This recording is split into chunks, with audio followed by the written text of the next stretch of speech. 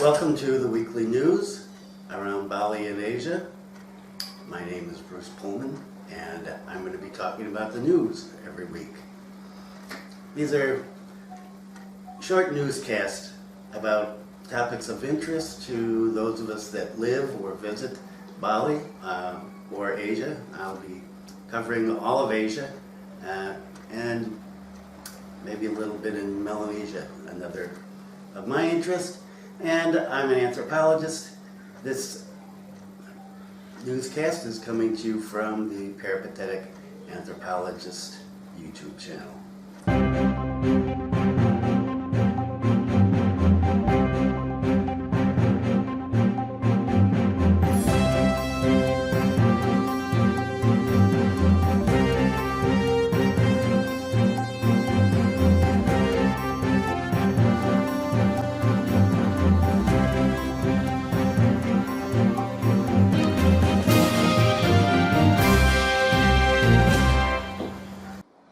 Good evening. Welcome to the weekly news around Bali and Asia. I'm Bruce Pohlmann, and I'm your host from the Peripatetic Anthropologist YouTube channel. And you may have noticed that there was no news last week. Well, there was no news video. There was plenty of news, but I was busy taking care of my granddaughter who had the chicken pox. And so it skipped a week, and we're back. And first story of tonight is the coronavirus has come to Indonesia. After weeks of international reports expressing concern about the Indonesian government's transparency regarding the virus, why, for example, Indonesia, the largest country in Southeast Asia, had no cases, no confirmed cases, when everyone around us does.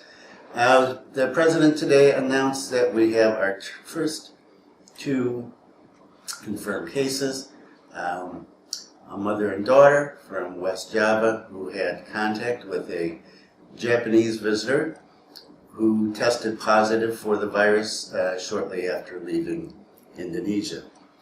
The two women are currently being treated in a hospital in Java, and there are now concerns that the virus is going to spread through out Java and eventually Indonesia. The government issued a statement assuring everyone that they're prepared. There's over 100 hospitals ready to deal with patients. There are currently 60 people being observed, 29 at home, 31 in the hospitals. And the government says that they are going to be dealing with this issue in a transparent way, which is good news for all of us. And so we're going to watch how this develops and see.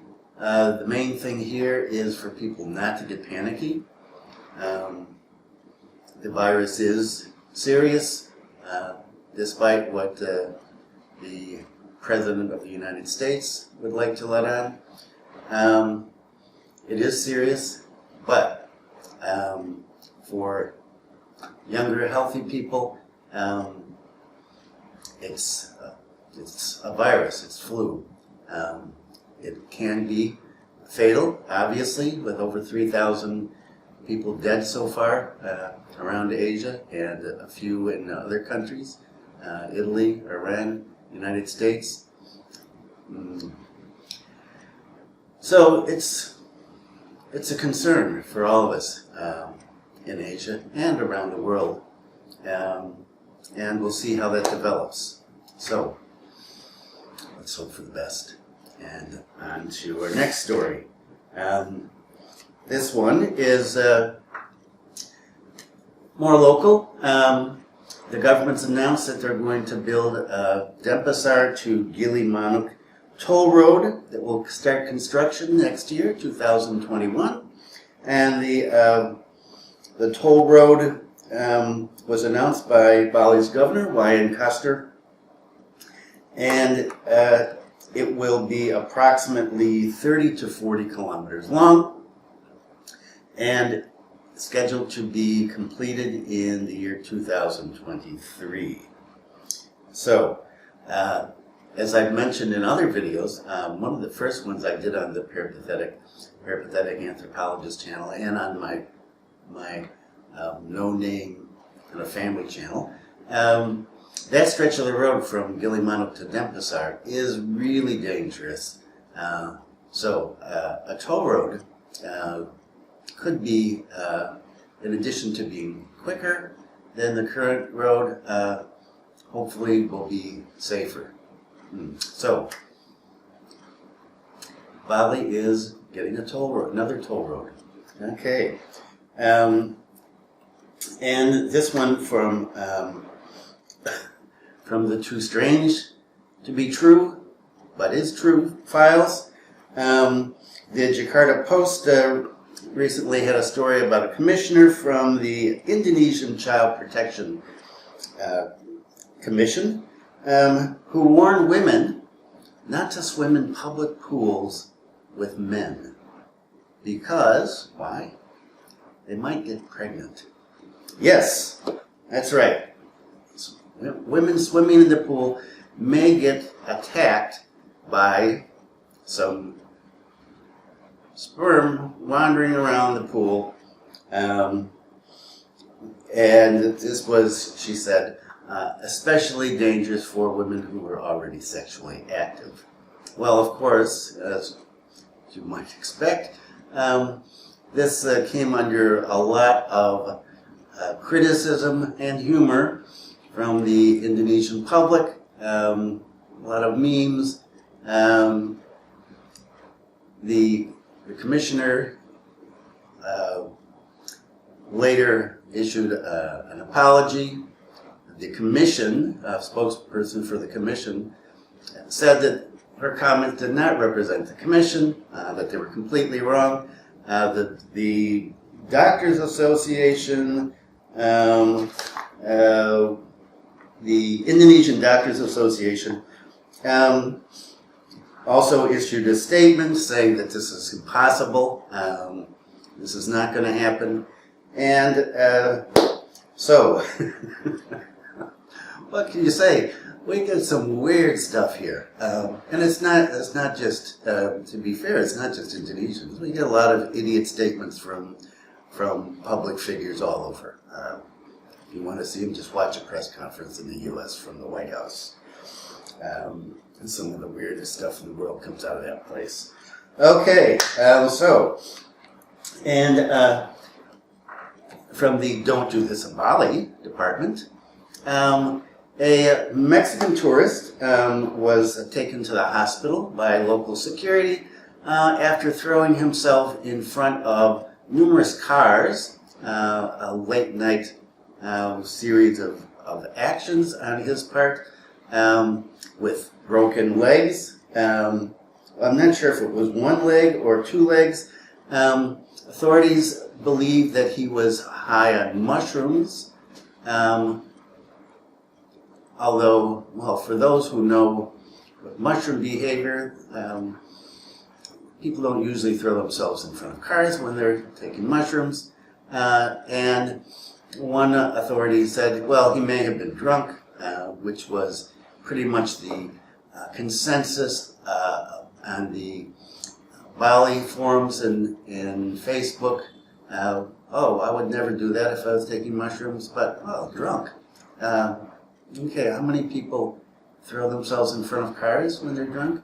Anyway, the young man was taken to the hospital and reported to the Mexican embassy, and well, who knows what's going to happen. Deportation for sure. Probably not jail time. He didn't really attack anybody. Just threw himself in front of some cars. So we get the weird tourists, as I've said before. Tourists get weirder and weirder here.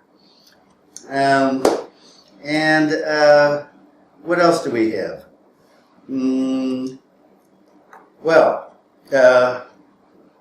The good news, some good news, finally.